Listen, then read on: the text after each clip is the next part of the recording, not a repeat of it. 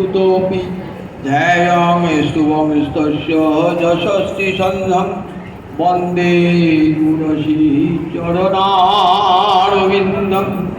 अजानुलम्बितभुजौ कनकामदातौ सङ्कीर्तनैकपितरौ कोमलायताक्षौ विश्वम्भरौ द्विजवरौ युगधर्मपालौ वन्दे जगत्प्रियकरौ करुणावतारौ कालान्नष्टं भक्तियोगं निजं यः प्रादुष्कर्तुं श्रीकृष्णचैतन्यनाम आविर्भूतस्तस्य पादारविन्दे नारङ्गारमलियतां चित्तभृङ्गौ नित्यानन्द नमस्तुभ्यं प्रेमानन्दप्रदायिने कलौ कल्मषनाशाय जाह्नवापतये नमः परापिराभिरामं मृगमदतिलकं कुण्डलाक्रान्तगण्डं कञ्जाक्षं कन्दुकण्ठं स्मितशुभगमुखं साधरेणस्तुवे श्यामं शान्तं त्रिभङ्गं रविकरवसनं भूषितं वैजयन्तं वन्दे वृन्दावनस्थं युवतिशतवृतं ब्रह्मगोपालमीशं महाभावस्वरूपातं कृष्णप्रिया वरीयसी प्रेम भक्ति प्रदे देवी राधिके तं नमामि वृन्दावै तुलसी देवै प्रिया वै केशवस्य च कृष्ण भक्ति प्रदे देवी सत्यवत्यै नमो नमः पंचाकल्पतरुभ्यश्च कृपासिन्धुभ्य एव च पतितानां पावनेभ्यो वैष्णवेभ्यो नमो नमः रसिकाननं यत्र यत्र पद्मपुराणि च पुराणपठनं यत्र तत्र सन्निहितो हरि जय रूप सनातन भट्ट रघुनाथ শ্রীজীব গোপাল ভট্ট দাস রঘুনাথ এই ছয় গোসাইয়ের করি চরণ বন্দন যাহা হইতে বিঘ্ননাশ অভীষ্ট পূরণ নারায়ণমে নমস্কৃত্য নরং চৈব নরোত্তমং দেবীং সরস্বতীং ব্যাসং ততো জয়ং উদীরয়েৎ নমো ধর্মায় মহতে নমো কৃষ্ণায় বেধসে ব্রাহ্মণেভ্যো নমস্কৃত্য ধর্মাन् বক্ষ্যে সনাতনम् वन्देऽहं श्रीगुरो श्रीयुतपदकमलं श्रीगुरून् वैष्णवांश्च श्रीरूपं साग्रजातं सहगण रघुनाथान्वितं तं सजीवं साद्वैतं सावधूतं परिजनसहितं श्रीकृष्णचैतन्यदेवं श्रीराधाकृष्णपादान् सहगण ललिता श्रीविशाखान्वितांश्च गुरवे गौरचन्द्राय राधिकायै तदालये कृष्णाय कृष्णभक्ताय तद्भक्ताय नमो नमः दीनादो मुरारे निषादो मुरारे दीनार्थे मुरारे निषार्थे मुरारे दीनान्ते मुरारे निशान्ते मुरारे तमेक गतिर्नस्तमेक गतिर्न अनार्पित चरिगे चिराते करुणयावतीर्ण कलौ समर्पयतु मुन्नत उज्ज्वल रसामि सभक्तिश्रियं हरिपुरट सुंदर दूती कदम्ब सन्दीपित तदा हृदय कंदरे सुरतु वसचि नंदन अद्वैत प्रकटीकृत नरहरिन्द्रष्ट स्वरूप प्रिय नित्यानंद सक सनातन गति शिरूपैकेतन लक्ष्मी प्राणपति गदाधर रसोल्लासी जगन्नाथ सांगोपांग सपार्षद सदयतांगे देवशचि नंदन संसार सिंधु तरणे हृदय यदि स्यात् संकीर्तनामृत रसे रमते मनश्चेत्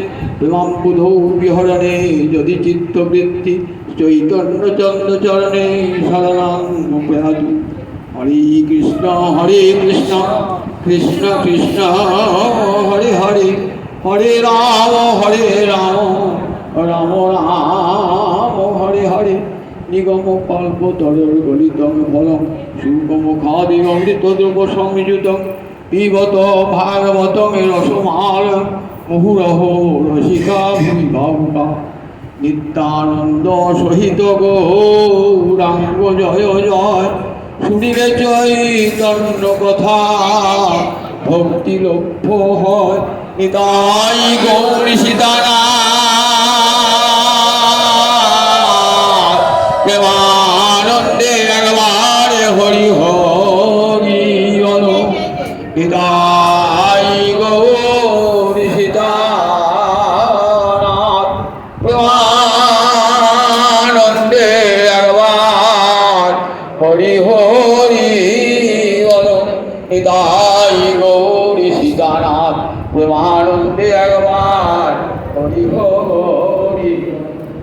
হইয়াছেন হবেন আমার মহাপ্রভুর যত দাস সবার চরণ বন্দি দন্তে করি ঘাস ভজ শ্রী কৃষ্ণ চৈতন্য প্রভু নিত্যানন্দ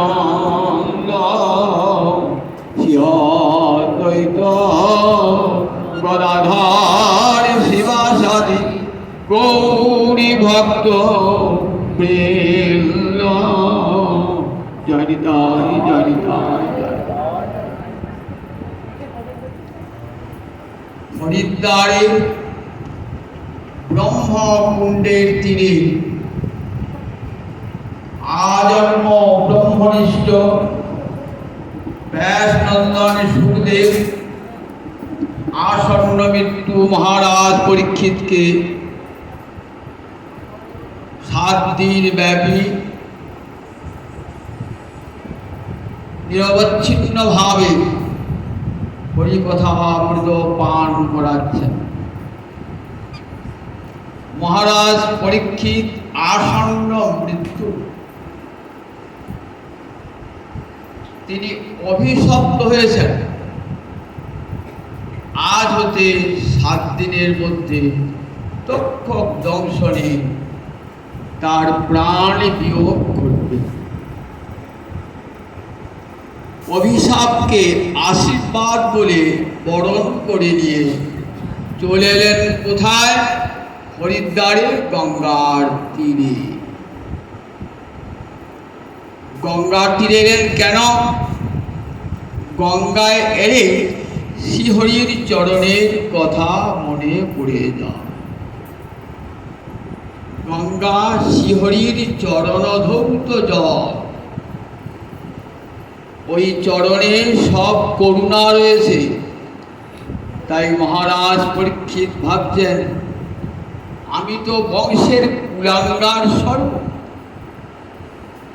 যে বংশে কোনোদিনই মুনি ঋষিকে অপমান করা হয় না, বরং সম্মান জানানো হয়, আমি সেই বংশে জন্মগ্রহণ করে ঋষিকে অপমান করেছি।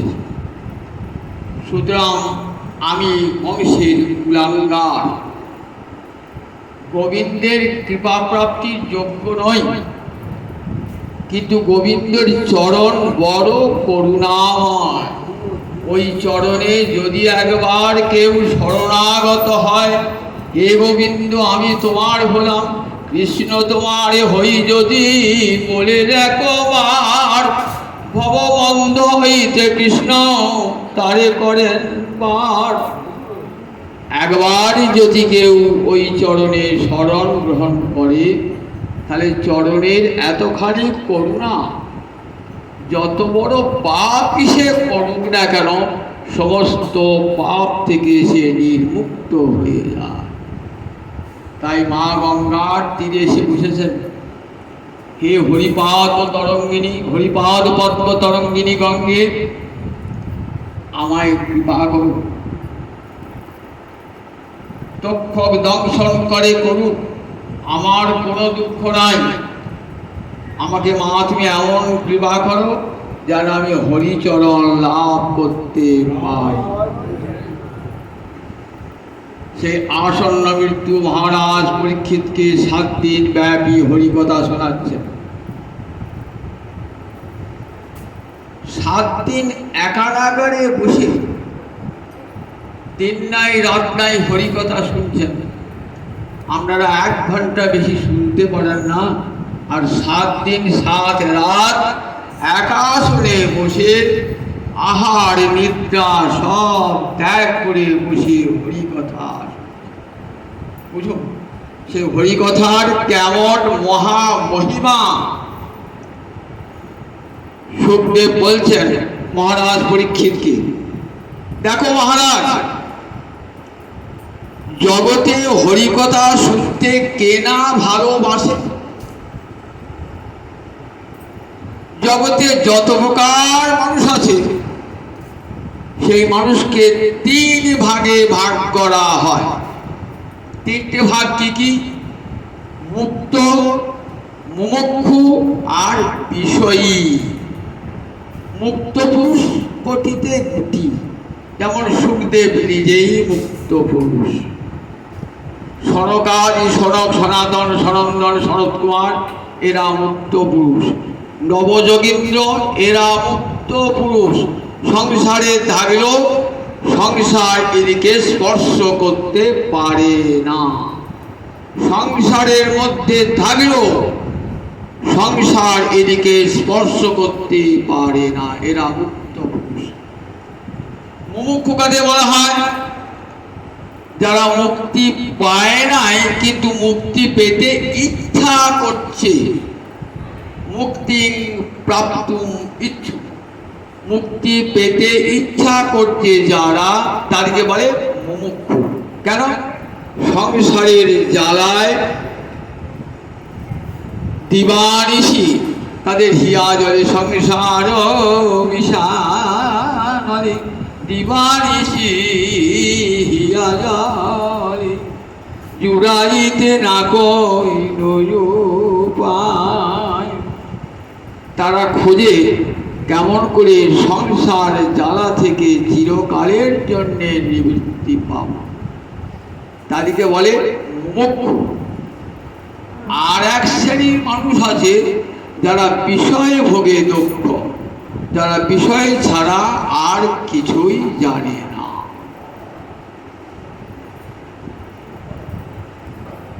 তারা মুক্তিপথের সন্ধানও করে না, মুক্তিপথের সন্ধান জানতেও চায় না। ভালো করে ভোগ করো, সংসার করো, ভালো মন্দ খাও, সংসার হীনং কীর্ত্বা হিতং জীবেৎ যাবৎ জীবেৎ সুখং জীবেৎ। এরা সব চার্বাকের শিষ্য। চার্বাক একজন নাস্তিক দার্শনিক ছিলেন। তিনি আত্মা ভগবান কিছুই মানতেন না। তিনি কি বলতেন? ঋণং কীর্ত্বা ঘৃতং পিবেৎ যাবৎ জীবেৎ সুখং জীবেৎ। ঋণ করে ঘি খাও, যতদিন বাঁচবে ততদিন সুখে বাঁচবে। আত্মা স্বর্গলোক বলে কিছুই নাই। যে দেহ মরে যায় সে দেহ আর ফিরে আসে না। এরা চারবাকের দুর্যোধন এই চারবাকের শিষ্য। এরা বিষয়ে ভক্তি পরমার্থ বলে জেনেছে। তাহলে তিন প্রকার মানুষ, মুক্ত, মুমুক্ষু, বিষয়ী। সুখদেব বলছে, মহারাজ হরিকথার এমন একটা মহিমা, যারা মুক্ত তারা তো শুনতে ভালোবাসি, মুমুক্ষু তারা শুনতে ভালোবাসে। আবার যারা ঘোর বিষয়ী, যারা একাদশ ইন্দ্রিয় দিয়ে শব্দ, স্পর্শ, রূপ, রস, গন্ধ পৃথিবীর ভোগ করছে, তারাও হরিকথা শুনতে ভালোবাসে। এক শ্লোকের মধ্যে বলা যায়, সেই শোনা অর্থটা আগে বলে দিলাম। নিবৃত্ত তর্ষয়ী উপগীয়মানাৎ ভবৌষধাৎ শ্রোত্র মনোভিরামাৎ কহ উত্তম শ্লোক গুণানুবাদাৎ পুমান বিরজ্যেত বিনা পশুগুণাৎ।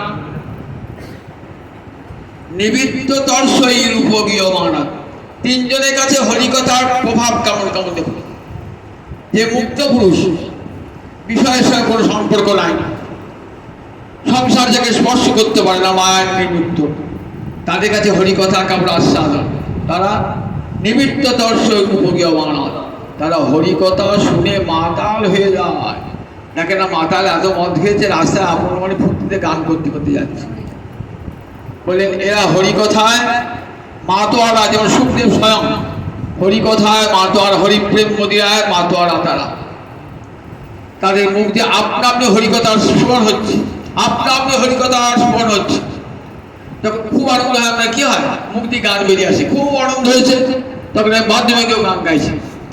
ঠিক তেমনি হরিকথার সে এত মাতোয়ারা না, এই মুক্ত পুরুষের নবযোগীন্দ্র, সরকার ঋষিগণ উপগীয়মান, উপমানে আর অধিক অধিক রূপে।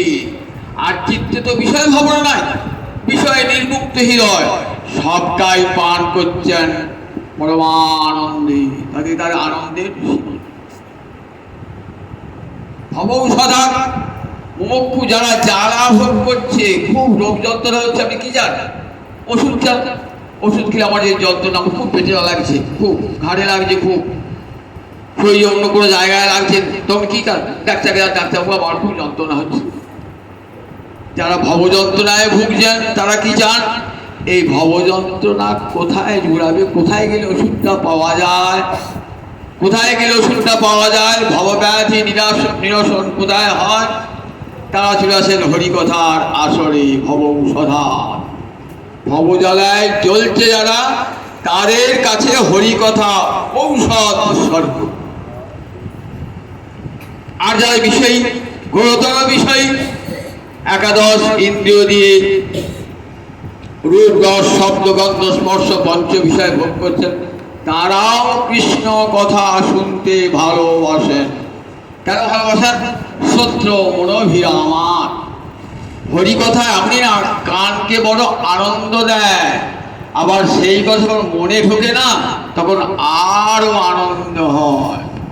সইকে বাসনাইল শ্যামনা, কানের ভিতর দিয়া মরমে পশিল গো, আকুল করিল মোর প্রাণ। যেমন রাধারণী শ্যাম নাম আকুল করেছিল, বিষয়ী ব্যক্তি যদি শুনতে আসেন হরিকথা না, তাহলে হরিনাম তাদের কি করবে? কান দুটিকেও আনন্দ দান করবে, হৃদকর্ণ রসায়ন্ত। যতই বিষয় ভোগ করুন, হরিকথা যতক্ষণ আসরে থাকবেন ততক্ষণ মনে হয় হরিকথা আরো আরো অধিক আস্বাদন করি। কারণ এটি আমার মনের আরাম, মনের আরাম। তাহলে মুক্ত মুমুক্ষু বিষয়ী তিন শ্রেণীর লোকই হরিকথা শুনতে ভালোবাসেন। তিনজনের কাছে তিন রকম প্রভাব। কারা শুনতে ভালোবাসে না? ক উত্তম শ্লোক গুণানুবাদ বিরজ্যেত। কে ভালোবাসেন না হরিকথা শুনতে? বলেন বিনা পশু না। পশুঘাতী যারা, যজ্ঞে যারা পশু বলিদান করে, বলেন তাদের কাছে হরিকথার কোনো মূল্য না। দিন রাত যারা পশু হত্যা করছে, হিংসায় যাদের চিত্ত আচ্ছন্ন, পশু রক্ত দেখতেই যারা অভ্যস্ত, তাদের কাছে হরিকথার কোনো মূল্য নাই। ব্যাধ শ্রেণীর মানুষ। পশু কাকে বলে?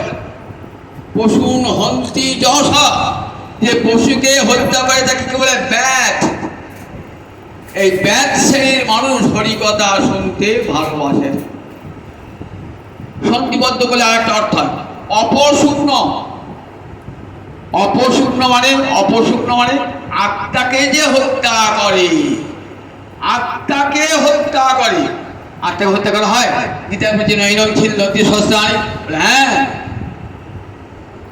আত্মাকে হত্যা করে। কারা হত্যা করে?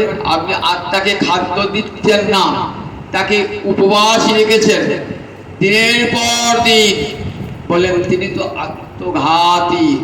আপনার বাড়িতে আপনার আশ্রয়ে একটা লোক থাকে, আপনি খান কিন্তু তাকে খেতে দেন না, দিনের পর দিন কি হবে? লোকটা শুকিয়ে মরে যাবে। ঠিক তেমনি দেহের ভিতরে দেহি রয়েছে জীবাত্মা, সে তো জগতে কোনো বস্তু খায় না, এই জগতে অন্নাদি সে গ্রহণ করে না, তাই সে কি খায় না? হরিকথা কীর্তন ঘি আত্মনঘাস। হরিকথা কীর্তন হলো আত্মার খাদ্য। শোনা রাখুন ভালো করে, আত্মার খাদ্য হরিকথা কীর্তন।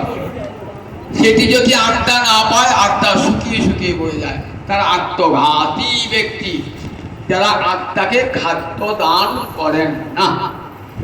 বলছে এরা হরিকথা শুনতে ভালোবাসে না। যারা আত্মঘাতী ব্যক্তি, আত্মঘাতী আমরা বলি আত্মহত্যা করেছে, গলায় লেগে দিয়েছে, বলে ও দেহঘাতী। ও তো আত্মঘাতী নয়, ও দেহঘাতী। আত্মঘাতী কে? যে আত্মাকে হরিকথা শোনায় না, ও বাসীরাতে সে আত্মঘাতী। সে আত্মঘাতী ব্যক্তি যারা, তারা এই কৃষ্ণ কথা শুনতে চায় না।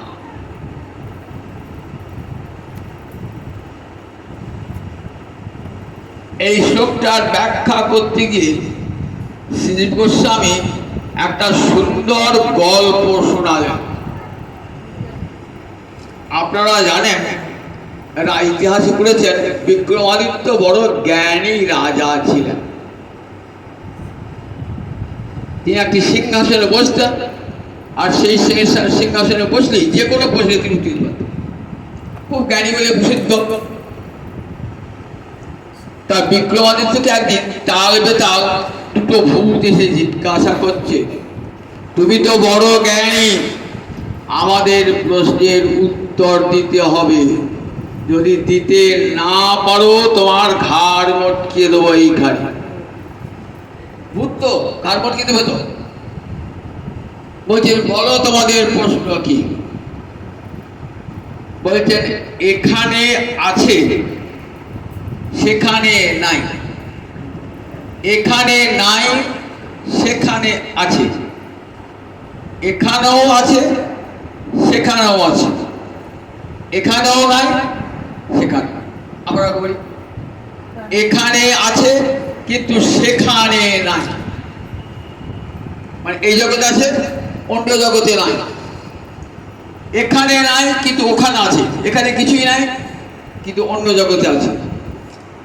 এখানেও আছে সেখানেও আছে, এই জগতেও আছে আর পরজগতেও, মরার পরও আছে। এখানেও নাই সেখানেও নাই, এই জগতেও নাই আবার পরজগতেও নাই। এই প্রশ্নের উত্তর কি হবে? তখন বিক্রমাদিত্য একটা গল্প দিয়ে উত্তরটা দিত। একদিন একটা সাধু ব্যক্তি রাস্তা দিয়ে চলেছে, একটা রাজপুত্র এসে তাকে প্রণাম করলেন। রাজপুত্রকে আশীর্বাদ করলেন, রাজপুত্র চিরঞ্জীব, হে রাজপুত্র তুমি দীর্ঘজীবী হও। কিছুক্ষণ পর বনের পথ যাচ্ছেন, একটা ঋষি এসেছেন, ঋষিপুত্র। ঋষিপুত্র প্রণাম করছেন, কি বলে আশীর্বাদ করলেন, মা জীব ঋষি পুত্র, হে ঋষিপুত্র তুমি বেচো না। তারপরই কিছু করে সাধু খঞ্জনি বাজারে যাচ্ছে, সে বড় হরিভক্ত, সাধুকে প্রণাম করেছেন, কি আশীর্বাদ করলেন, জীববা মরবা সাধু, হে সাধু তুমি বেঁচেও থাকতে পারো মরতেও পারো। বনের পথ যাচ্ছে তো, বনে একটা ব্যাগ, সবাই প্রণাম করছে, সেও একটা প্রণাম করছে। তখন কি বলছেন, ব্যাধ মা জীব মা মর, ব্যাধ তুমি বেঁচো না তুমি মরো। দেখেছেন তো, চারজনকে চার রকম আশীর্বাদ। রাজপুত্রকে কি বললেন, রাজপুত্র চিরঞ্জীব। রাজার ছেলে তো, বেলা ঐশ্বর্য আছে, ভোগ সম্পদ আছে, কিন্তু কোনো ধর্মকর্ম নাই, ন দেবায় ন ধর্মায়। বলে এখানে ইচ্ছা মতো ভোগ করলাম, পরজন্মের কিছুই নাই, পরজন্মের কিছুই নাই। রাজ যতদিন বাঁচবে ততদিন তোমার লাভ, চিরঞ্জীব। এখানে আছে কিন্তু ওখানে নাই। একটা ঋষিপুত্র বললেন, মা জীব ঋষি পুত্র। ঋষিপুত্রকে বলছেন, তুমি বেচো না। কেন বেচো না? তোমার এখানে তো কিছুই নাই, তুমি যত তাড়াতাড়ি মরবে তোমার লাভ। তোমার যখন স্বর্গের সিংহাসন পাতা আছে, সেখানে অনেক ভোগ তোমার জন্য অপেক্ষা। তোমার এখানে নাই কিন্তু ওখানে আছে, তুমি যে পুণ্য কর্মাদি করেছো তার ফল তুমি ভোগ করো। জীববা মরবা সাধু। আর সাধুকে বলেন, সাধু তুমি বাঁচতেও পারো মরতেও পারো, তোমার এই জগতেও আছে, আবার মৃত্যুর পর যখন যাবে কৃষ্ণলোকে গোবিন্দ চরণে, সেখানে অনন্ত সুখের অধিকারী হবে তুমি। এখানে ভক্ত সঙ্গে বড় আনন্দে ভোগ করবে, কোনো শোক দুঃখ তাপ তোমাকে স্পর্শ করতে পারবে না।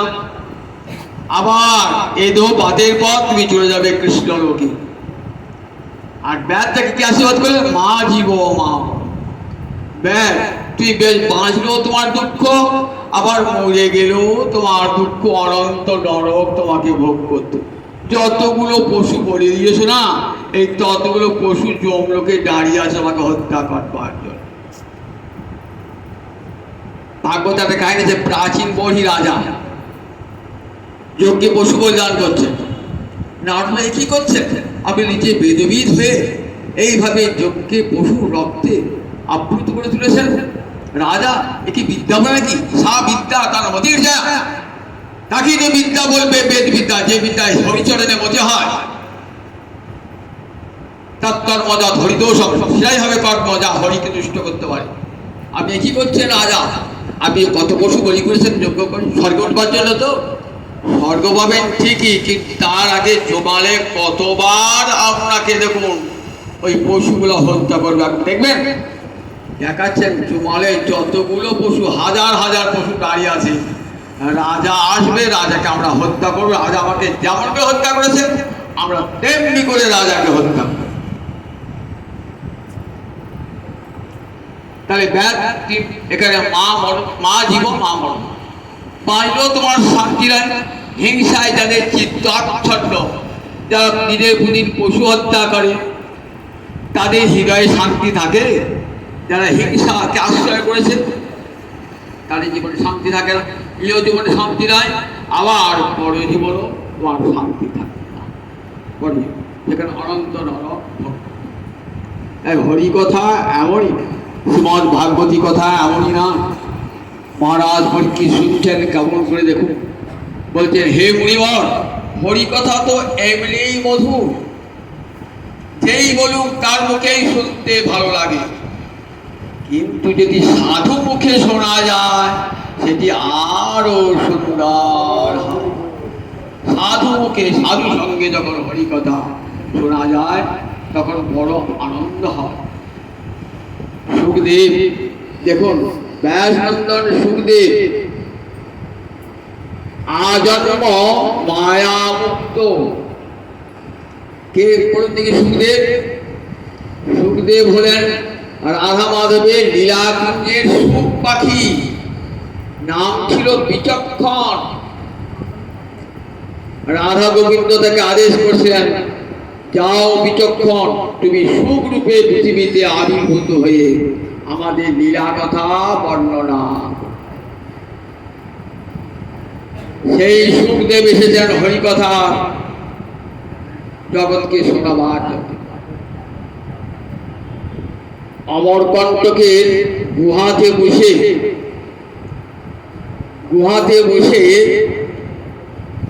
মহাদেব দেবী দুর্গাকে অমৃতময়ী হরিকথা শোনাচ্ছেন, বৃন্দাবন লীলার কথা শোনাচ্ছেন। দেবী পার্বতী ঘু দিয়ে যাচ্ছেন। বলতে বলতে অনেক রাত হয়ে গেছে।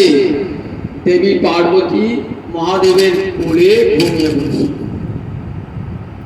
কোণে লুকিয়ে আছে সুখ পাখি, ছোট্ট সারা সুখ পাখি লুকিয়ে আছে। সুখ পাখি ভাবছে সবটা তো শোনা হলো না, পার্বতী তো আর হু দিচ্ছে না, শোনা হবে না তো। পার্বতী শটটি নকল করেছে, নকল করে হু দিয়ে যাচ্ছে। পার্বতী শটটা নকল করে হু দিয়ে যাচ্ছে। মানে বুঝতে পারছে না পার্বতী হু দিচ্ছে। সকাল হলে দেখছেন পার্বতী তো ঘুমিয়ে, তাহলে কে হু দিচ্ছিল এতক্ষণ ধরে? ঠিক পার্বতী মতো দেখছেন পাহাড়ে গুহার কোণে একটা সুখ পাখি লুকিয়ে আছে।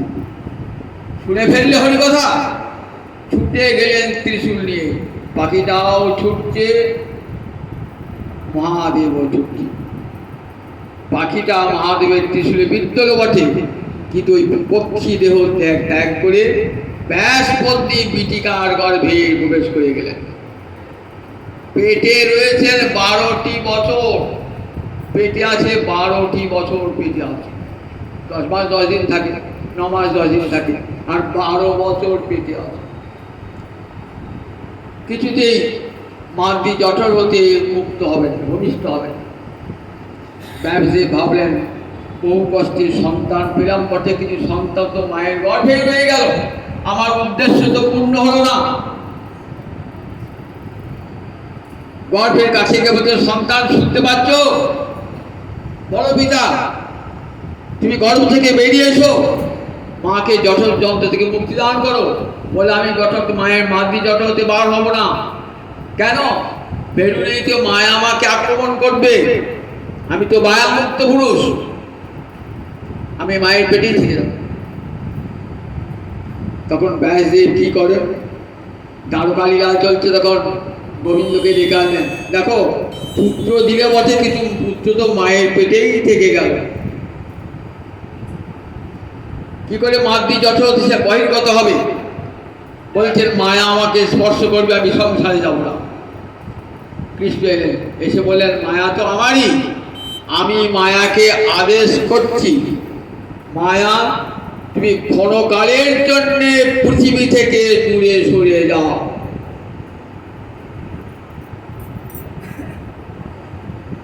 সুখদেবের জন্মগ্রহণ, মায়ামুক্ত সুখদেব জন্মগ্রহণ। কৃষ্ণের আদেশে, কৃষ্ণাধীন মায়া তো, মায়া তো কৃষ্ণেরই মায়া। তুই বিদ্বেষা গুণময়ী মম মায়া, আমার মায়া। মায়া কার মায়া? গোবিন্দের মায়া। সম্বন্ধে ষষ্ঠী, মো মায়া।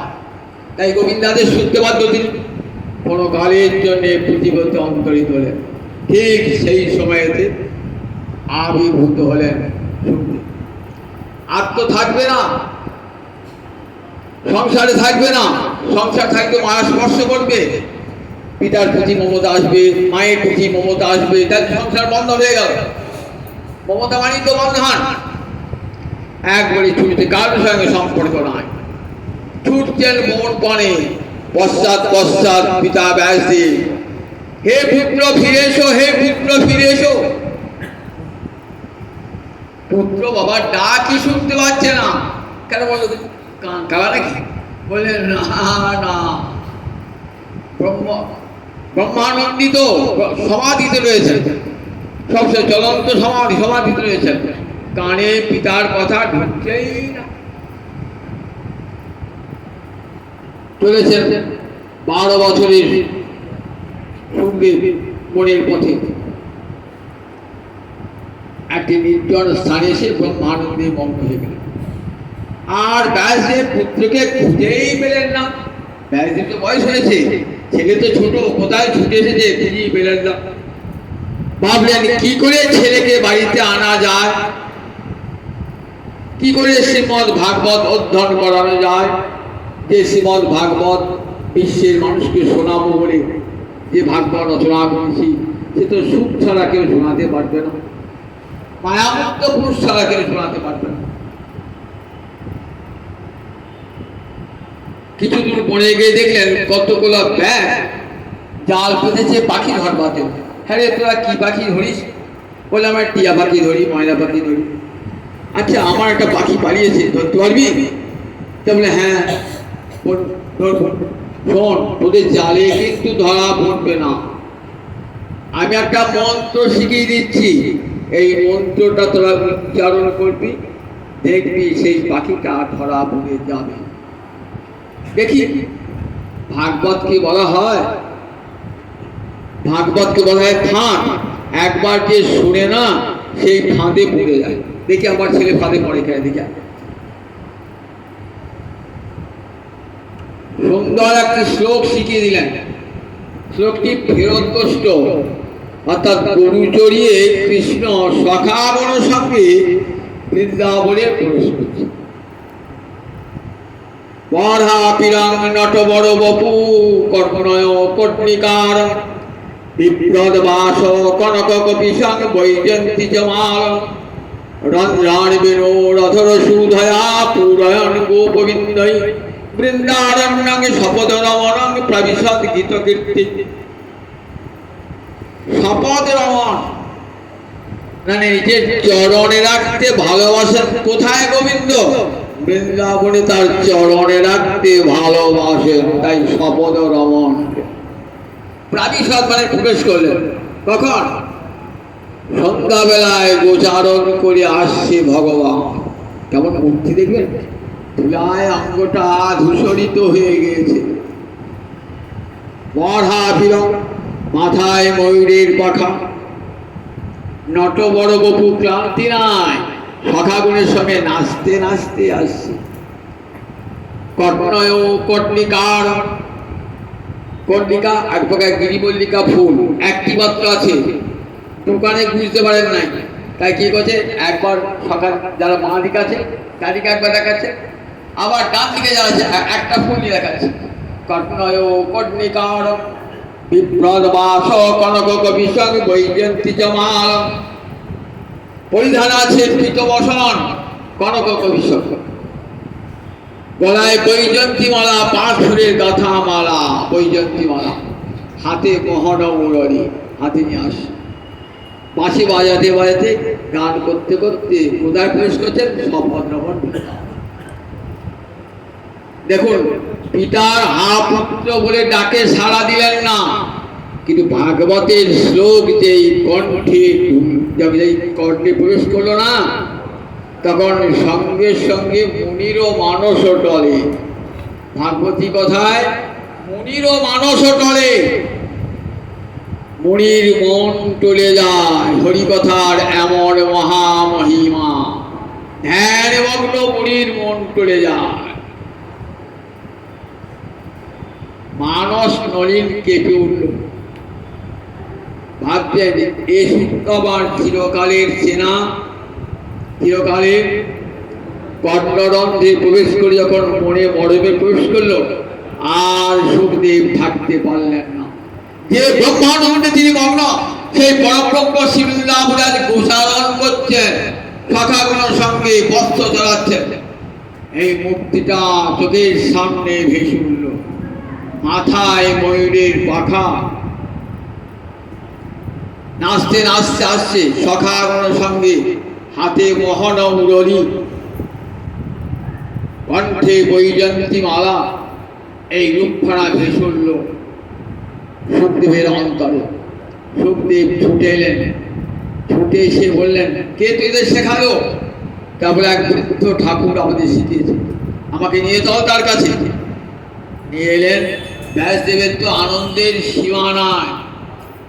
এই তো আমার সুখ পাখি আমার ভাগবতের শ্লোক জালে ধরা পড়ে গেছে। তাহলে ভাগবতের আমার মহামহিমা, যারা আত্মারাম সমাধিমগ্ন পুরুষ, তাদের চিত্তকে আকর্ষণ করে নিয়ে আসে। ছুটে এসে পিতার কাছে ভাগবত শ্রবণ করলেন। এই ভাগবত সাক্ষাৎ কৃষ্ণ স্বরূপ, প্রত্যক্ষ কৃষ্ণ এবহি। ভাগবত যা সাক্ষাৎ কৃষ্ণ তাই।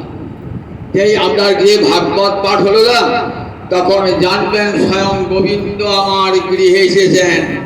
সেই সঙ্গে সাধু, যেই কৃষ্ণ এসেছেন, সঙ্গে সঙ্গে কৃষ্ণ ভক্ত সাধুরাও এসেছেন আমার গৃহে। প্রত্যক্ষ কৃষ্ণ এবহি। 12টা স্কন্ধ ভাগবতে, 12টা স্কন্ধ, গোবিন্দের 12টি অঙ্গ। 12 স্কন্ধ, যেমন মহাভারতের কটা পর্ব, 18টা পর্ব, রামায়ণের কটা কাণ্ড, 7টা কাণ্ড, ঠিক তেমনি ভাগবতের 12টি স্কন্ধ। ভাগবতী পর্বকে বলা হয় স্কন্ধ। এই 12টি স্কন্ধ ভগবানের 12টি অঙ্গ। প্রথম আর দ্বিতীয় স্কন্ধকে বলা হয় ভগবানের চরণ। ভালো করে শুনুন, প্রথম এবং দ্বিতীয় স্কন্ধকে বলা হয় ভগবান শ্রীহরির চরণ। তৃতীয় এবং চতুর্থ চরণকে বলা হয় ভগবানের উরুদেশ। পঞ্চম স্কন্ধকে বলা হয় ভগবানের নাভি। ষষ্ঠ স্কন্ধকে বলা হয় ভগবানের বক্ষ। সপ্তম অষ্টম ভগবানের 2 বাহু। নবম ভগবানের কণ্ঠ। দশম ভগবানের মুখারবিন্দ। একাদশ ভগবানের ললাট। দ্বাদশ ভগবানের মস্তক। 12টা আমরা বলি। প্রথম দ্বিতীয় স্কন্ধ ভগবানের চরণ। তৃতীয় চতুর্থ স্কন্ধ ভগবানের উরুদেশ। পঞ্চম স্কন্ধ ভগবানের নাভি। ষষ্ঠ স্কন্ধ ভগবানের বক্ষ। সপ্তম অষ্টম ভগবানের 2 বাহু। নবম ভগবানের কণ্ঠ। দশম ভগবানের বদন কমল। একাদশ ভগবানের ললাট, দ্বাদশ ভগবানের মস্তক, তাহলে 12টা অঙ্গ হয়ে গেল ভগবানের। তাহলে কৃষ্ণ যা ভাগবত তাই, ভাগবত তাই। সর্ব বেদান্ত সারং শ্রীমদ্ ভাগবত বিশ্বতি। বেদার্থ পরিবিহিত বলে আমরা তো বেদকে বেদ পড়তে পারেন না, বেদ বিশাল বেদ, এই স্বল্প সময়ে সমস্ত বেদ পড়া সম্ভব নয়। তা বলে আসুন ভাগবতে আসুন, তাই দেখবেন বেদ কি বলেছেন শুনতে পাবেন ভাগবতে আসলে। বেদার্থ পরিবৃঙ্হিত, পরিবিকরণের ব্যাখ্যা, বেদের ব্যাখ্যা হলো শ্রীমদ্ ভাগবত, বেদান্তের ব্যাখ্যা হলো শ্রীমদ্ ভাগবত। সর্ব বেদান্ত সারং শ্রীমদ্ ভাগবত বিশ্বতি। বেদান্ত কাকে বলে? বেদের অন্তিম লক্ষ্য যাতে বিধৃত হয়েছে তাকে বলে বেদান্ত। বেদান্ত একটা দর্শন। ভারতবর্ষে কত দর্শন? 6টা দর্শন ভারতবর্ষে। প্রথম দর্শন নাম সাংখ্য দর্শন, কার রচনা? কপিলের রচনা। দ্বিতীয় দর্শনের নাম হলো যোগ দর্শন, পতঞ্জলি ঋষির রচনা। তৃতীয় দর্শনের নাম ন্যায় দর্শন, গৌতম ঋষির রচনা। চতুর্থ দর্শনের নাম হলো বৈশেষিক দর্শন, ঋষি কণাদের রচনা। পঞ্চম দর্শনের নাম হলো পূর্ব মীমাংসা, জৈমিনীর লেখা। আর উত্তর মীমাংসা বা বেদান্ত শেষ দর্শন, সর্বশেষ এবং সর্বশ্রেষ্ঠ ব্যাসের রচনা। একে কি বলা হয়? ব্রহ্মসূত্র, অর্থাৎ ব্রহ্ম তত্ত্বকে সূত্রাকারে বলা হয়েছে। সূত্রাকারে ছোট্ট ছোট্ট কথায়, যেমন জন্মাদ্যস্য যত অথাত ব্রহ্ম জিজ্ঞাসা, তার হাজার হাজার ব্যাখ্যা থেকে সামান্য, তাই কি বলে? ব্রহ্মসূত্র। বলেন অর্থবয়ম ব্রহ্মসূত্রাণাম। এই শ্রীমদ্ ভাগবত দেখেছেন তো কত বড়, কেমন আদরের গ্রন্থ, কতখানি শাস্ত্র, সব শাস্ত্রের ঊর্ধ্বে। ব্রহ্মসূত্রের ভাষ্য, গায়ত্রী ভাষ্য, বেদার্থ ব্যাখ্যা হয়েছে এই শ্রীমদ্ ভাগবতে। বেদার্থ ব্যাখ্যা হয়েছে হরিদ্বারে ব্রহ্মকুণ্ডের তীরে। সেই শ্রীমদ্ ভাগবত পাঠ হবে। প্রথম প্রকাশ ঘটবে শ্রীমদ্ ভাগবতে। মহারাজ পরীক্ষিত যতদিন আছেন ততদিন কলি আসতে পারছে না, কিন্তু কলি চেষ্টা করছে কি করে ঢোকা যায়। যেদিনই কৃষ্ণ অন্তর্ধান করেছেন সেদিন থেকেই কলি এসেছেন, কিন্তু মহারাজ পরীক্ষিত পৃথিবীর অলঙ্কার কৃষ্ণ ভক্ত রাজা, তাই কলি প্রবেশ করেও করতে পারছেন না। ভাবছেন কোন সুযোগে আমি প্রবেশ করব। মহারাজ পরীক্ষিত চলেছে রাজা, তো তখন রাজারা মৃগয়া করতেন, পশু শিকারে বার হতেন। মহারাজ পরীক্ষিত পশু শিকারে বার হয়েছেন, কতগুলি মৃগের পশ্চাতে ধাবমান। রাজা শান্ত, ক্লান্ত, পরিশ্রান্ত, তৃষ্ণার্ত হয়েছেন। ভাবছেন নিকটই একটা বন রয়েছে, এখানে মনে হচ্ছে একটা আশ্রম আছে, নিশ্চয়ই আশ্রমে কোনো ঋষি আছে, সেখানে গেলে একটু জল পাবো। দেখছেন বৃক্ষতলে বসে এক ঋষি ধ্যানমগ্ন। ঋষিটির নাম শ্রমিক ঋষি। তালবস্য ময়েদির কি ক, তালবস্য ময়েদির কি ক, শ্রমিক ঋষি বসে আছেন কোথায়? একটি বৃক্ষতলে বসে আছেন। তৃষ্ণার্তায় মজ্জং জলং দেহি, আমি তৃষ্ণার্ত। ওই ঋষি শুনতে পাচ্ছ, আমাকে একটু জল দাও। ঋষি তো সমাধিমগ্ন, জগতের কোন ডাক তার কানে পৌঁছাবে না। কৃষ্ণ ধ্যানে মগ্ন হয়েছেন ঋষি, রাজার কথা শুনতেই পেলেন না। রাজার সঙ্গে সঙ্গে ক্রোধ হয়ে গেল। কি ক্রোধ হলো? আমি রাজ অতিথি, আশ্রমে এলাম, আমারই সাহায্যে আমারই রক্ষায় আশ্রমগুলি চলে, আর সেই আশ্রমে ঋষি আমাকে অপমান করল। একটা প্রশ্ন এখানে উঠবে যে মহারাজ পরীক্ষিত মায়ের পেটে যাকে ভগবান রক্ষা করেছিলেন, মায়ের পেটে পরীক্ষিতের মায়ের নাম কি? পরীক্ষিতের মায়ের নাম উত্তরা। উত্তরার পেটে যখন না, তখন অশ্বত্থামা ব্রহ্মাস্ত্র নিক্ষেপ করেছেন যে পাণ্ডবদের শেষ বংশধরকে নির্বংশ করে শেষ করবে। কিন্তু রাখে হরি তো মারে কে? গোবিন্দ যাকে রক্ষা করবেন তাকে মারবার ক্ষমতা জগতের কারো নাই, স্বয়ং দণ্ডদাতা জমেরও নাই। ভগবান ঢুকে ব্রহ্মাস্ত্র দিয়ে সুদর্শন চক্র দিয়ে সে ব্রহ্মাস্ত্রকে নিবারিত করলেন। মহারাজ পরীক্ষিত মায়ের পেট থেকে আবির্ভূত হলেন। আবির্ভূত হয়ে খুঁজছেন কোথায় সেই পুরুষ যাকে মায়ের পেটে রেখেছিলাম, কোথায় সে? তাই নাম হয়ে গেল পরীক্ষিত। পরীক্ষিত অর্থ পরিত ঈক্ষতে ইতি। পরিত মানে চতুর্দিকে, ঈক্ষতে মানে চেয়ে চেয়ে তাকাচ্ছে কোথায় আছে সেই শ্যাম সুন্দর যশোদানন্দন, তিনি আমার মায়ের পেটে ঢুকেছিলেন কোথায়? সেই অপূর্ব রূপের মানুষটি কই? খুঁজে খুঁজে দুটি চোখ খুঁজে বেড়াচ্ছে। যুধিষ্ঠির সেদিন ঠিক করলেন আমার নাতির নাম রাখবো মহারাজ পরীক্ষিত। সেই মহারাজ পরীক্ষিতের ক্রোধ হলো কেন? ওটা কৃষ্ণের ইচ্ছা, গোবিন্দের ইচ্ছাতে হলো। কেন গোবিন্দের ইচ্ছাতে হলো? যদি মহারাজ পরীক্ষিত অভিশপ্ত না হতেন তাহলে আমরা শ্রীমদ ভাগবত পেতাম? শ্রীমদ ভাগবত পেতাম না। কলিকেও মহারাজ পরীক্ষিত দেখা পেয়েও ধ্বংস করেন নাই, ইচ্ছা কলি বিনাশ করতে পারতেন নাই। কেন করেন নাই? না, কলি পুষ্পে হরিনাম মধু আছে। আমার গৌর হরি এসে কি করবেন? ঘরে ঘরে নাম বিলাবে। আমার গৌর হরি আসবে ঘরে ঘরে নাম বিলাবে।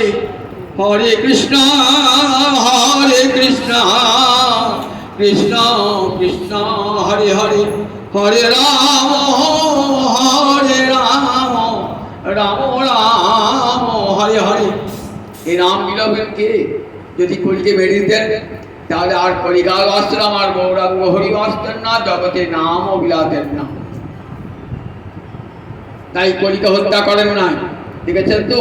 ঠিক তেমনি আজ মহারাজ পরীক্ষিতের অন্তরে ক্রোধ দেখা দিল। কি জন্য? না, ভাগবতের প্রকাশ ভাবে। শ্রমিক ঋষি বুঝতে পারলেন না যে আমাকে জল চাইছে। একটা মরা সাপ ধনুকের অগ্রভাগে তুলে মুড়ির কণ্ঠে জড়িয়ে দেবে। উনি জানতেই পারেন না যে আমার কণ্ঠে মরা সাপকে ঝুলিয়েছে কে দিয়ে। মহারাজ পরীক্ষিত চলে গেলেন। মুড়ির ছেলের নাম শৃঙ্গি। সে পাশে একটা নদী আছে, কৌশিকী নদী। সেই নদীতে অন্যান্য বন্ধু বান্ধবদের সঙ্গে জল খেলা করছিল। উঠে সে শুনল আমার বাবাকে অপমান করেছে মহারাজ পরীক্ষিত।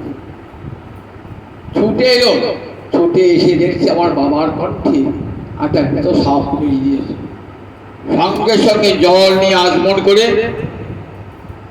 অভিশাপ দিলেন। কি অভিশাপ দিলেন? দেখুন ঋষিপালকে কেমন তেজ, দেখুন।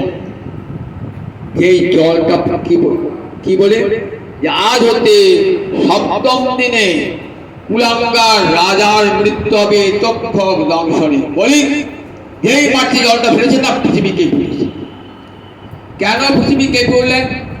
যে মহারাজ পরীক্ষিত পৃথিবীর অলঙ্কার, সেই মহারাজ পরীক্ষিত যদি চলে যান পৃথিবীতে ধর্ম কর্ম সব নষ্ট হয়ে যাবে, ধ্বংস হয়ে যাবে। সিংহী এসে কাঁদছে। সিংহীর কান্নাতে সমীর ঋষির ধ্যান ভেঙে গেল।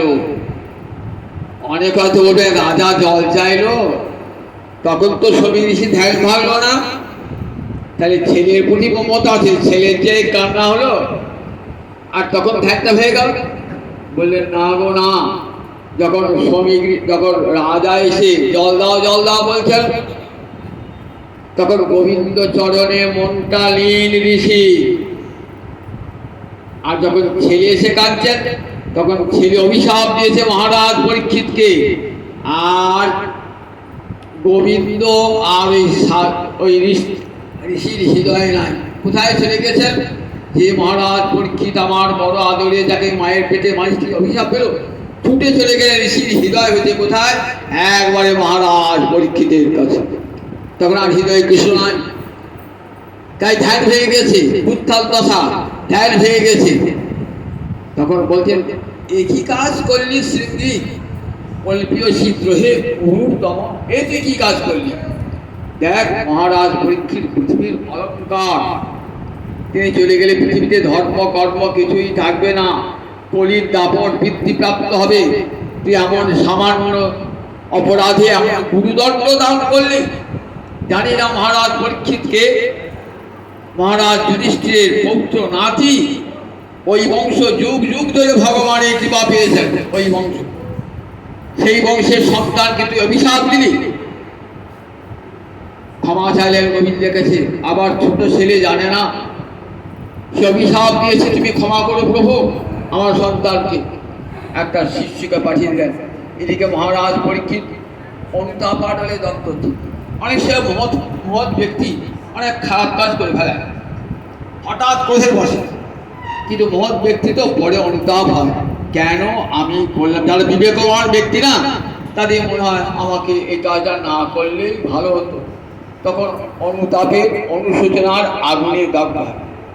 মহারাজ পরীক্ষিত অনুশোচনার আগুনে দগ্ধ হচ্ছে, ভাবছেন আমার সব রাজ ঐশ্বর্য ওই ব্রহ্ম কোপানলে ধ্বংস হয়ে যায়, আমি বংশের কুলাঙ্গার, আমি মুনিকণ্ঠে বিষ সর্প দিয়েছি, এই পাপের প্রায়শ্চিত্ত নাই, সব ধ্বংস হয়ে যায়।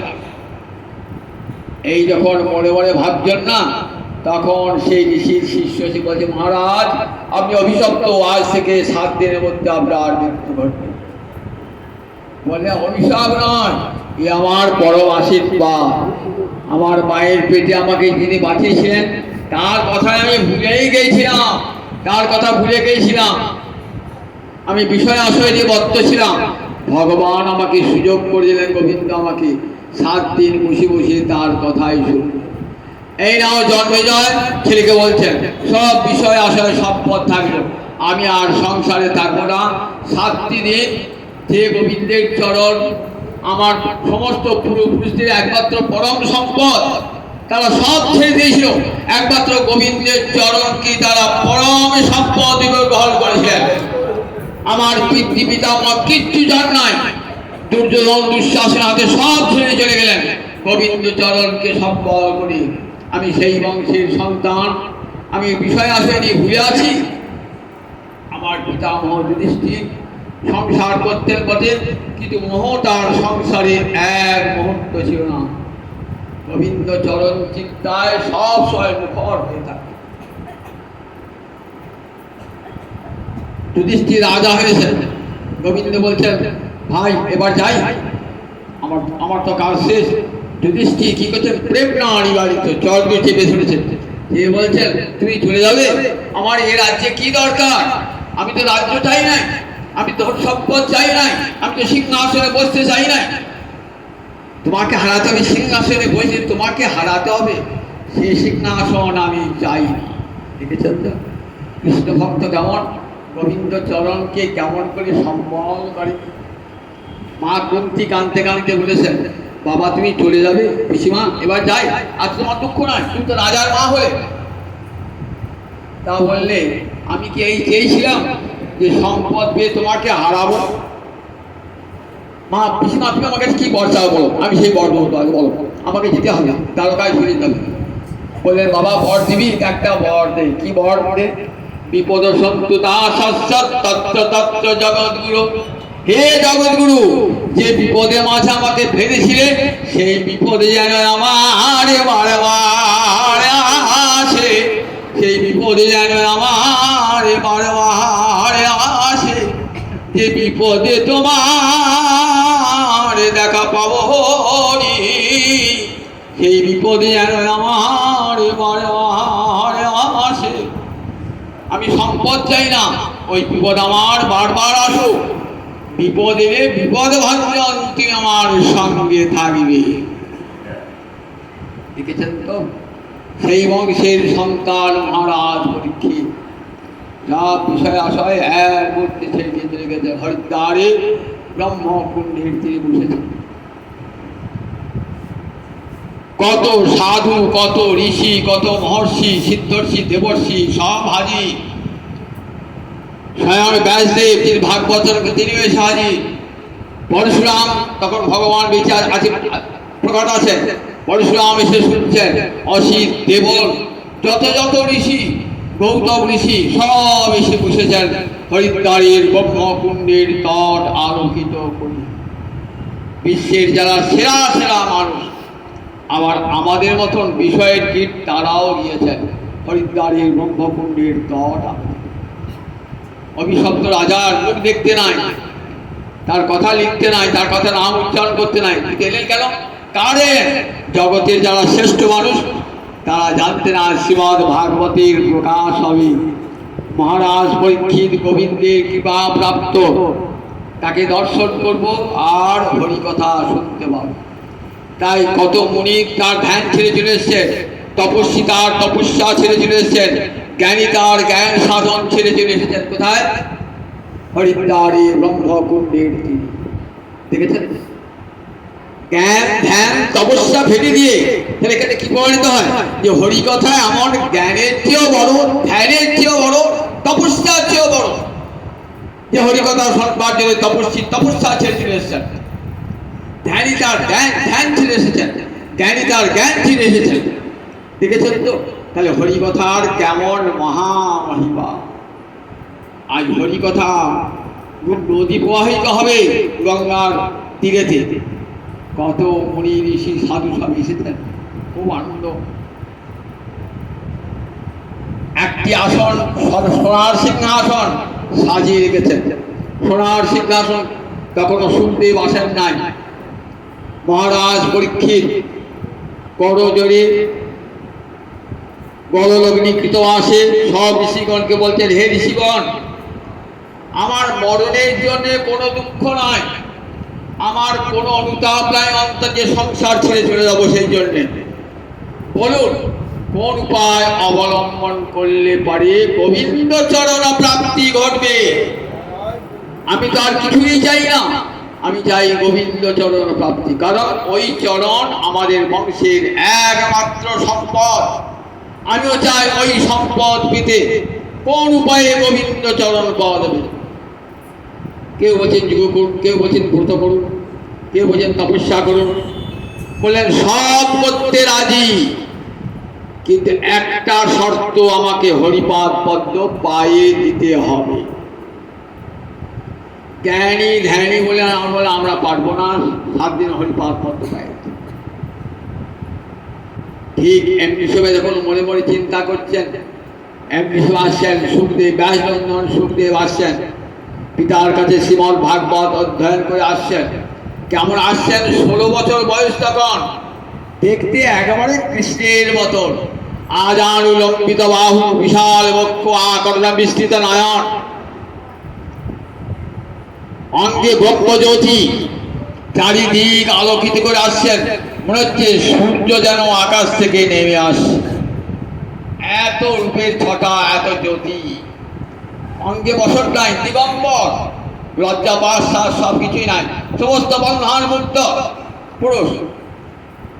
পাগল মনে করে কেউ থুতু দিচ্ছে, ঢিল ছুটছে, ধুলো দিচ্ছে, দেহস্থিতি নাই তো, দেহস্থিতি নাই। এরা আত্মারাম মণি, নির্গন্ধ। অর্থাৎ দেহের সঙ্গে যে আত্মার যোগ আছে বলে আমরা দেহের সুখটাকে সুখ বলে মনে করি, দেহের দুঃখকে দুঃখ বলে মনে করি। আর যাদের দেহ দেহি পৃথক বলে বোধ হয়, তারা আত্মারাম নির্গ্রন্থ। তারা জানেন দেহটা কিছু নয়, দেহিটাই আসল।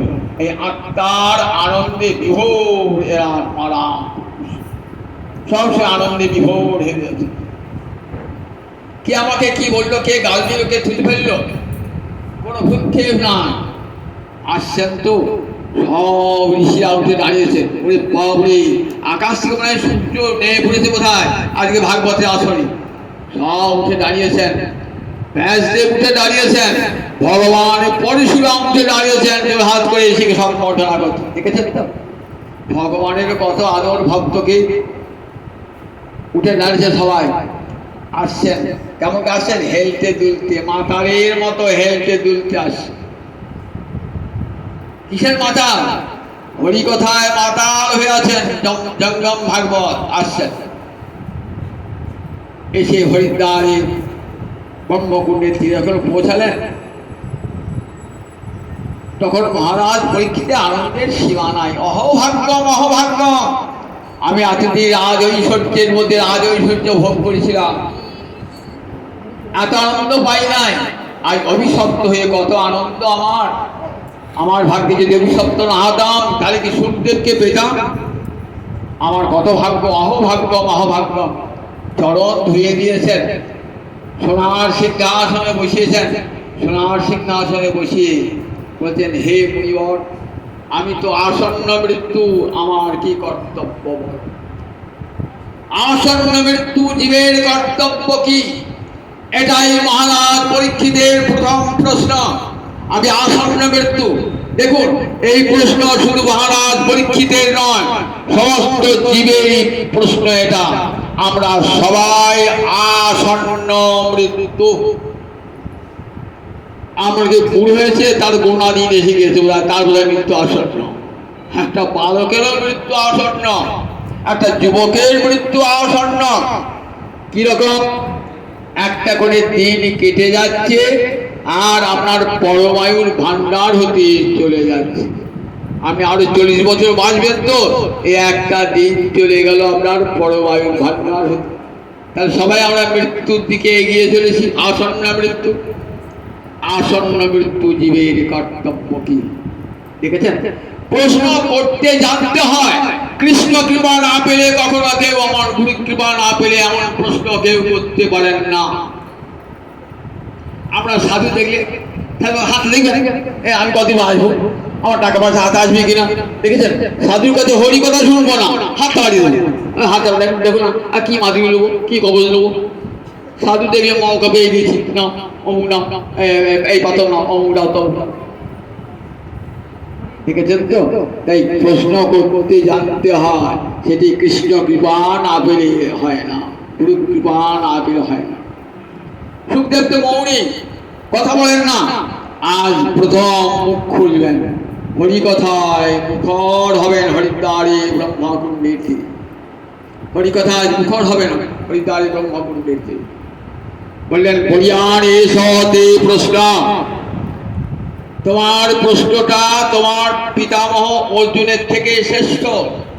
বরিয়ান মানে বর মানে শ্রেষ্ঠ, বরিয়ান মানে অধিকতর শ্রেষ্ঠ।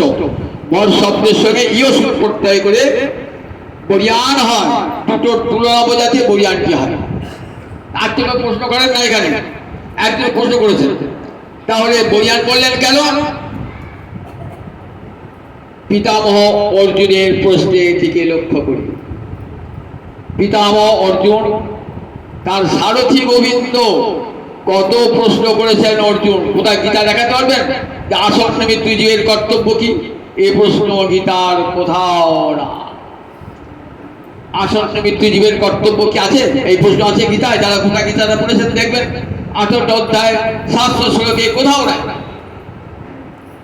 তাই বললেন, তোমার পিতামহ অর্জুনের থেকে তোমার প্রশ্নটা অধিকতর শ্রেষ্ঠ, অধিকতর শ্রেষ্ঠ। দুজনের মধ্যে তুলনা বোঝায় কি হয়? অধিকতর। দেখো, এটাই সমস্ত আত্মবিদ জনগণের প্রশ্ন। আসন্ন মৃত্যু জীবের কর্তব্য। তখনই সুখদেব প্রথম মুখ খুললেন, এই প্রথম মুখ খুললেন। তস্মাৎ ভারত সর্বাত্মা ভগবান হরি ঈশ্বর সতব্য কীর্তিতব্য স্মর্তব্য চেচ্ছতা ভয়ম। শোনো মহারাজ, তুমি ভরত বংশের অলঙ্কার। ভারত মানে কি? ভরত বংশের জন্ম বলে ভারত। যদু বংশে জন্মালে কি বলে যাদব, রঘু বংশে জন্মালে কি বলে রাঘব। ভরত বংশে জন্মেছেন ভারত।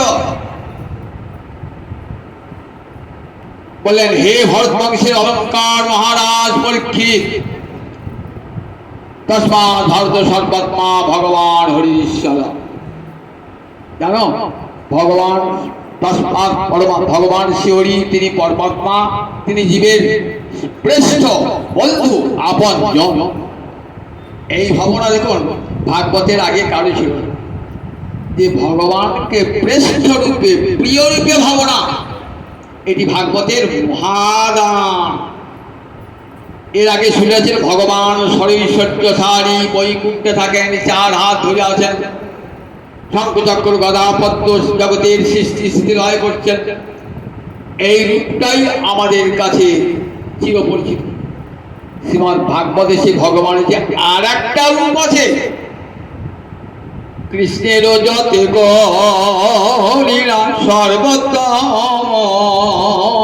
নরলীলা নরবপু তাহার স্বরূপ, গোপবেশ বেণুকর নবকিশোর নটবর, নরলীলারে হয় অনুরূপ। এই দুই কথা কেউ জানতেন? এই কথা শ্রীমদ্ ভাগবত নালে কে শোনাতো? যে নারায়ণ গোপবেশ হয়ে আসেন, তার একটা রূপ রয়েছে দ্বিভুজ মুরলীধর, তিনি গরু চড়ান বনে বনে। কেউ তাকে সখা বলে ডাকেন, কেউ তাকে কান্ত বলে ডাকেন, কেউ তাকে পুত্র বলে ডাকেন। দেখেছেন তো? এই যে মাতা বড়ে পুত্র রূপে করে নবধান, অতিহীন জ্ঞানে করে লালন পালন, সখা শুদ্ধ সখকে করে স্কন্ধে আরোহণ। তুমি করে বড় লোক, তুমি আমি সম, প্রিয়া যদি মান করি করে ভস্মন, বেদস্তুতি হইতে তাহা হরে বড়। এই ভাবনা শ্রীমদ্ ভাগবত আগে কেউ দিয়েছিল? কোন শাস্ত্র দিয়েছিল? একমাত্র শ্রীমদ্ ভাগবত জগৎকে শোনেন। তাই দেখুন ব্যাসের মনে শান্তি আসে নাই। এত শাস্ত্র রচনা করেছেন, শাস্ত্রখানা পুরাণ রচনা করেছেন, মহাভারত করেছেন, বেদান্ত দর্শন রচনা করেছেন, তথাপি আত্মা পরিতুষ্যতি মে, তথাপি আমার আত্মা প্রসন্ন হয় নাই। কেন? এই যে গোবিন্দের অমৃতময়ী বৃন্দাবন লীলা, এই লীলার কথা আর কোথাও তেমন করে বলা হয় না। এটি শ্রীমদ্ ভাগবত শোনেন। দেখো গোবিন্দের আর একটা লীলা আছে, যেমন বৈকুণ্ঠ লীলা আছে, গোলক লীলা। গোলক লীলা তিনি দ্বিভুজ মুরলীধর, সেখানে নারায়ণী লক্ষ্মী রাধা রানী রূপে রয়েছেন, সেখানে গোপী রূপে রয়েছেন, কোটি কোটি গোপী গোপ গোপী পরিবৃত হয়ে রয়েছেন, গোলকে রয়েছেন। এই গোলক ধামের কথা আমরা জানতামই না, জগৎকে শোনালেন। দেখো বৈকুণ্ঠতে 50 কোটি যোজন ঊর্ধ্বে গোলক, সেখানে ভগবান দ্বিভুজ মুরলীধর রূপে রয়েছেন। এটি ভগবানের মধুময় রূপ। এই মধুময় রূপের সন্ধান দিয়েছেন শ্রীমদ্ ভাগবত।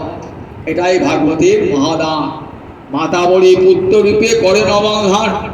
বলুন দেখি নারায়ণকে বন্ধন করেছে মা? নারায়ণ মা আছে? নারায়ণ মা নেই, নারায়ণ বাবা নেই। কাজে নারায়ণকে দেখুন, নারায়ণ ভগবান, তার তিনি সৃষ্টি আদিতে, তিনি সৃষ্টি প্রথমে। এক এব নারায়ণ আসি না ব্রহ্মা ন তৃষানা, ঋগ্বেদ বলছেন এক এব নারায়ণ, একমাত্র নারায়ণই ছিলেন, ব্রহ্মাও ছিলেন না, মহাদেব ছিলেন না। এক এব নারায়ণ আসি। দেখুন এই নারায়ণ যখন রূপ দেখলাম গোলকে, তখন দেখলাম তিনি মা যশোদার পুত্র হয়ে এসেছেন, নন্দ মহারাজার পুত্র হয়েছেন। এটি তার সর্বোৎকৃষ্ট নরলীলা। এই নরলীলাটি না দেখলে ভগবানকে আপন করে ভাবতাম, ভগবানকে শ্রেষ্ঠ বলে জানতাম না, শ্রেষ্ঠ বলে জানতাম না। শ্রেষ্ঠ আর শ্রেষ্ঠ পার্থক্য আছে। শ্রেষ্ঠ বলে কি বোঝা? ঐশ্বর্য বলে ভগবানের, আর শ্রেষ্ঠ বলে প্রিয়তম জ্ঞান হয়, নিজের বলে জ্ঞান হয়। ভগবানকে সখা রূপে, ভগবানকে পুত্র রূপে, ভগবানকে এই রাম অবতার থেকে দেখি আমরা এই লীলা, কি সুন্দর লীলা। যেখানে রামচন্দ্রকে মা কৌশল্যা, দশরথ তার পুত্র রূপে ভাবছে। এই ভাবনার কোথা থেকে এসে দেখুন, গোপ চণ্ডাল সখা রূপে ভাবছে, সীতাদেবী কান্ত রূপে ভাবছে। এই ভাবনা দেখুন রাম অবতার থেকে এই মধুর লীলার সূচনা হয়েছে। কৃষ্ণ অবতারে দেখি সেই মধুর লীলার চরম রূপ। সেখানে মা দশরা গোপালকে বন্দন করতেন। ওরা শুনেছেন যে ভগবানকে মাথা যায়, ভগবানকে মাথা যায়, ভগবানকে মানতে পারে। বলছে যত বাত নিবর্তন্তে অপ্রাপ্য মনুষা সহ, যেখানে বাক্য ফিরে আসে মনের সঙ্গে, বাক্য যেখানে যেতে পারে না, মন যেখানে যেতে পারে না, শ্রুতি বলছেন সেই ভগবানকে বাঁধবে কেমন করে? সুখদেব বলছেন বাঁধবে শোনো ধ্যানে জ্ঞানে, তোমাদের ধ্যানে জ্ঞানে কখনো এই ভগবানকে কোনোদিনই পাবে না।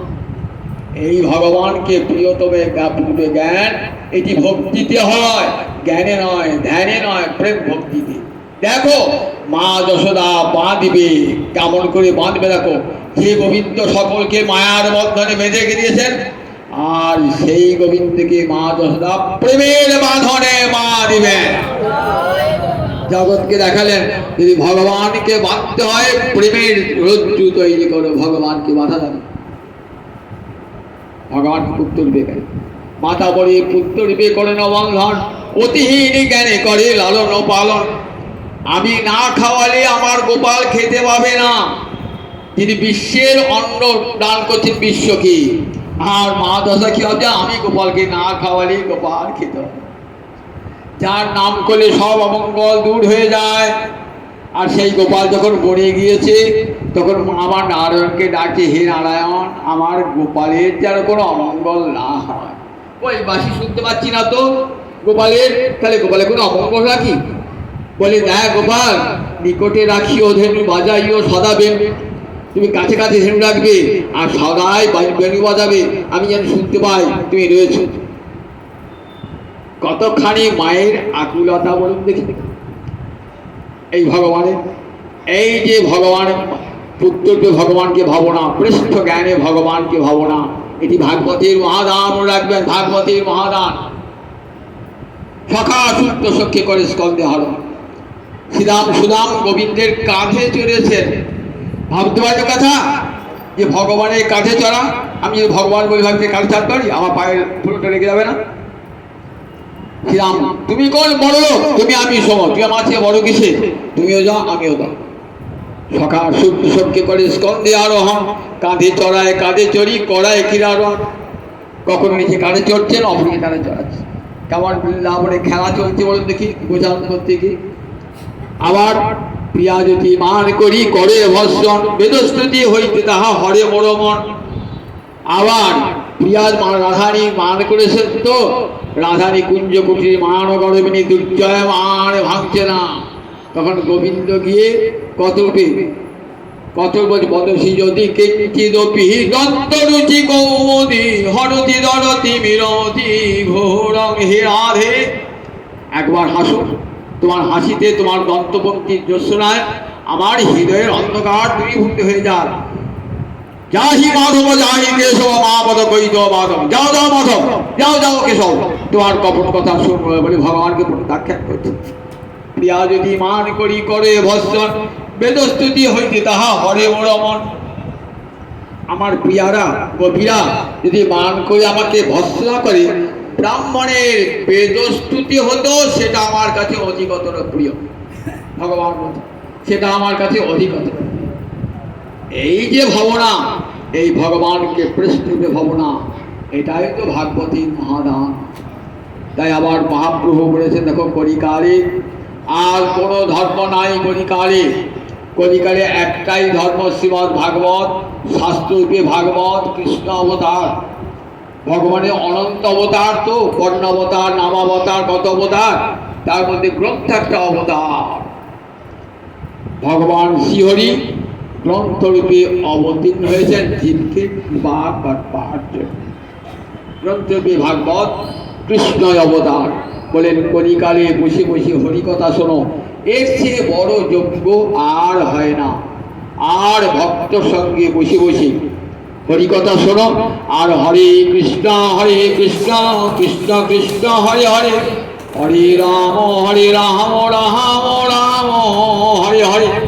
এইটি যুগধর্ম, হরিনাম সংকীর্তন যুগধর্ম। এই যে যুগধর্ম পালন না করেন অপরাধ হয়। এক একটা যুগের একটা ধর্ম তো, কলিযুগের ধর্ম হলো হরিনাম সংকীর্তন আর হরিকথা শ্রবণ।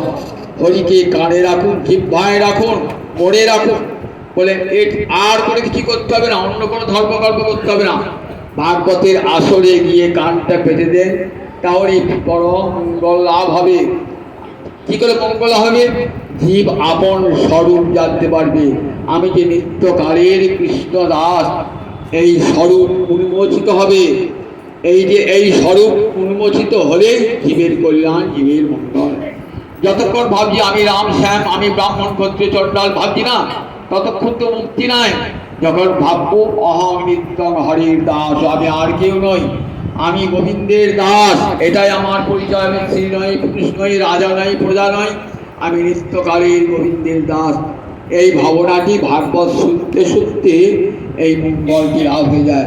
গুরুদেব যখন কানের মন্ত্রটি দান করেন না, আমাদের কান তো কালা, বউর কথা, ছেলের কথা, প্রতিবেশী কথা শুনতে শুনতে কান কালা হয়ে গেছে।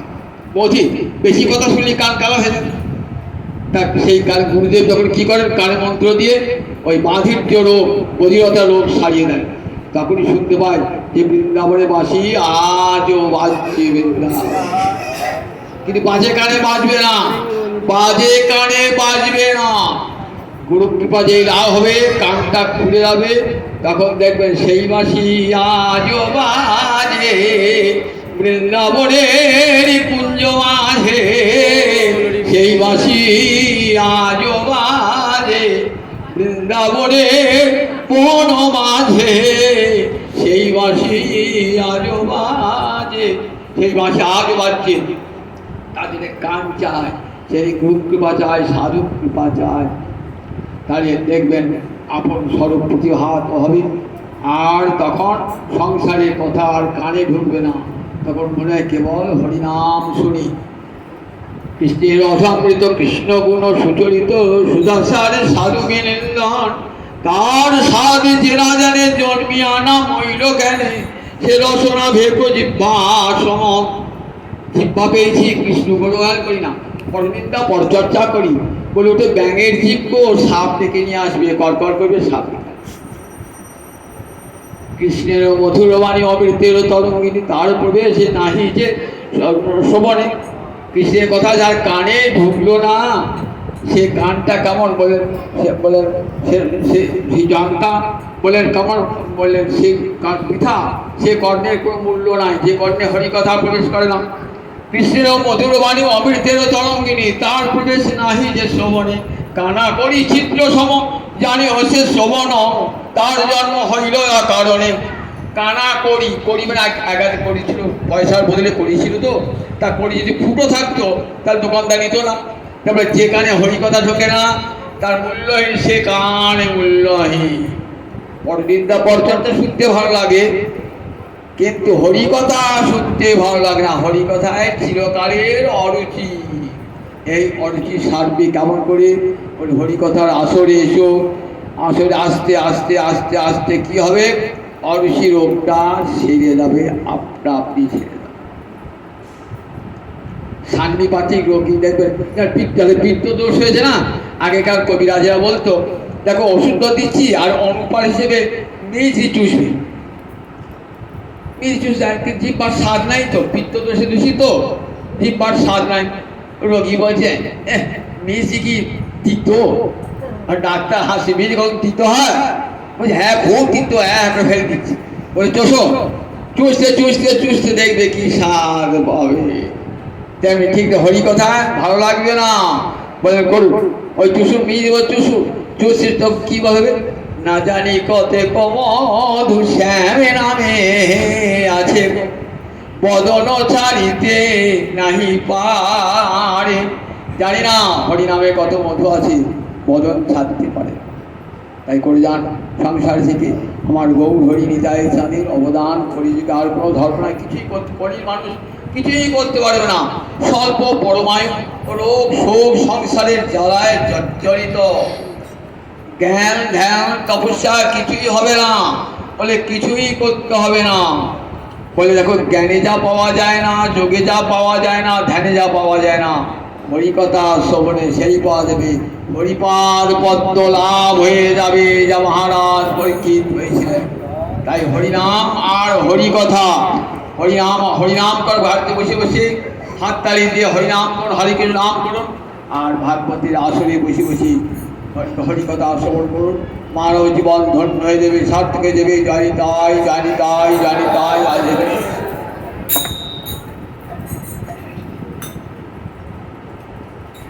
জয় জয় রাম রাধে কৃষ্ণ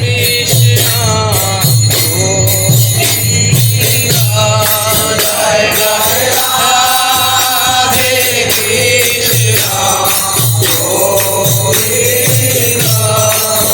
রাধে গোবিন্দ রাধে গোবিন্দ রাধে গোবিন্দ রাধে গোবিন্দ জয় জয় রাধে কৃষ্ণ গোবিন্দ জয় জয় রাধে কৃষ্ণ জয় জয় শ্যাম সুন্দর মদন মোহন বৃন্দাবন চন্দ্র জয় জয় শ্যাম সুন্দর মদন মোহন বৃন্দাবন চন্দ্র জয় জয় রাধা রমন রাস বিহারী শ্রী গোকুলানন্দ জয় জয় রাধা রমন রাস বিহারী শ্রী গোকুলানন্দ জয় জয় রাসেশ্বরী বিনোদিনী ভানুকুল চন্দ্র জয় জয় রাসেশ্বরী বিনোদিনী ভানুকুল চন্দ্র জয় জয় ললিতা বিশাখায়াদি যত সখী বৃন্দ জয় জয় ললিতা বিশাখায়াদি যত সখী বৃন্দ জয় জয় কাত্যায়নী পূর্ণমাসী আর দিরা বৃন্দ জয় জয় কাত্যায়নী পূর্ণমাসী আর দিরা বৃন্দ জয় জয় শ্রীরূপ মঞ্জরি রতি মঞ্জরি অনন্ত জয় জয় শ্রীরূপ মঞ্জরি রতি মঞ্জরি অনন্ত জয় জয় কৃপা করি যুগল চরণারবিন্দ জয় জয় কৃপা করি যুগল চরণারবিন্দ কেন আকুল কানে গাইছি গাই জয় রাধে গোবিন্দ কেন আকুল কানে গাইছি গাই জয় রাধে গোবিন্দ রাধে রাধে গোবিন্দ জয় রাধে রাধে গোবিন্দ জয় রাধা রানী জয় রাম শ্রবণ বিলাসী রাধা রানী জয় রাম শ্রবণ বিলাসী রাধা রানী জয় রাম শ্রবণ মোহিনী রাধা রানী জয় রাম শ্রবণ মোহিনী রাধা রানী জয় রাম বিশ্বভানুরাজনী রাধা রানী জয় রাম বিশ্বভানুরাজনী রাধা রানী জয় রাম গোবিন্দ আনন্দিনী রাধা রানী জয় রাম গোবিন্দ আনন্দিনী রাধা রানী জয় রাম গৌরবী গৌরবিনী রাধা রানী জয় রাম গৌরবী গৌরবিনী রাধা রানী জয় রাম কৃষ্ণপ্রেমে পাগলিনী রাধা রানী জয় রাম কৃষ্ণপ্রেমে পাগলিনী রাধা রানী জয় রাম কৃষ্ণ কাকালিনী রাধা রানী জয় রাম কৃষ্ণ কাকালিনী রাধা রানী জয় রাম গৌরবী সাধকিনী রাধা রানী জয় রাম গৌরবী সাধকিনী রাধা রানী জয় রাম মেঘে সৌদামিনী রাধা রানী জয় রাম মেঘে সৌদামিনী রাধা রানী জয় রাম মন্দির হেমমণি রাধা রানী জয় রাম